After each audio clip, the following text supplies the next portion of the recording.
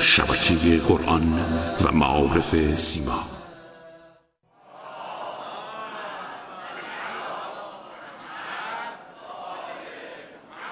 بسم الله الرحمن الرحیم. موسی بن عمران خدا بهش وحی کرد در کوه طور: یا موسی ستت اشیاء فی ستت مواضع و الناس یطلبونها فی ستت اشیاء فلم تجدوه ابدا. خدا میفرماد موسی ما 6 چیز در 6 چیز قرار دادیم، مردم میرن 6 جای دیگه طلب میکنن و به مقصد نمیرسن. حالا او چیه؟ اولش این که وضعت الراحه فی الجنه و الناس یطلبونها فی الدنیا. ما راحتی رو تو بهشت قرار دادیم، مردم تو دنیا عقب راحتی میگردن. دنیا تو راحتی نی. هر کی عقب راحتی بگرده تو دنیا به راحتی نمیرسه، بدتر گرفتاریش زیاد میشه. راحتی تو بهشته. یک. دوم، انی وضعت العلم فی الجو و الناس یطلبون فی الشبع. ما علم رو در شکم خالی قرار دادیم، مردم در شکم سیر طلب میکنن. علم در شکم خالیه. اینا که پرخوری میکنن طلبه مولا نمیشن. شیخ انصاری مجتهد شد، مرجع شد، چی شد؟ غذاهای مختصر بود. سابقا علما غذاهای مختصر میخوردن، نون و ماسی اشکنه غذای سبک. این چند تا؟ دو تا. سه، وضعت العزة فی قیام اللیل. عزت رو در نماز شب قرار دادم، قیام شب.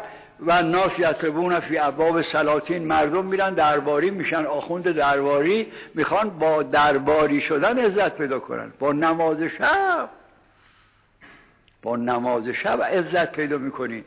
چهارم، بله، وضعت الرفعه و درجه فی التواضع.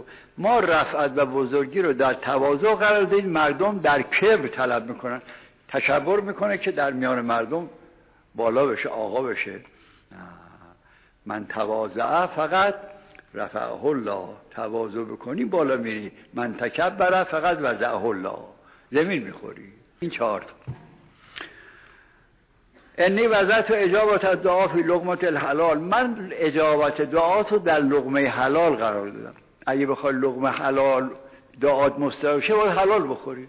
کسی که خمس نمیده با غذای حرام میخوری دعاش مستجاب نیست. یا مهمونی میره خونه آدمایی که رشوه خوردن، ربا خوردن، دعاش مستجاب نمیشه. روایت داره کسی یه لقمه حرام بخوره تا 40 روز دعاش مستجاب.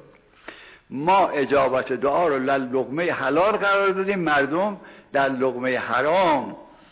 یطلبونها فی القیل و القال، یعنی در گفتگوها. اجابت دعا رو ما در لقمه حلال دادیم، مردم در گفتگو. هی میگه بلند بگو الهی علی یا ارحم الراحمین. هی گفت قیل و قال. لقمه حلال بخور، نمیخواد داد بیدادم بکنی. لقمه حلال بخور، یواشم بگی الهی علی، خدا قبول میکنه. ششم، انی وضعت الغنا فی الغنا. غنا بی‌نیازی رو ما در قناعت قرار دادیم. کسانی که قناعت میکنن در زندگی محتاج کسی نمیشه بره قرض کنه. هر چی درآمد داره همون اوستا برسون میکنه تا آخر ما. من قناعه از من قناعه. حدیث داره کسی که قناعت کرد عزیزه. آشامسن زاهد نون ماست میخورد به فلک اعتنا نمیکرد، پول هم کسی نمیگرفت، راحت آسوده نون ماست میخورد.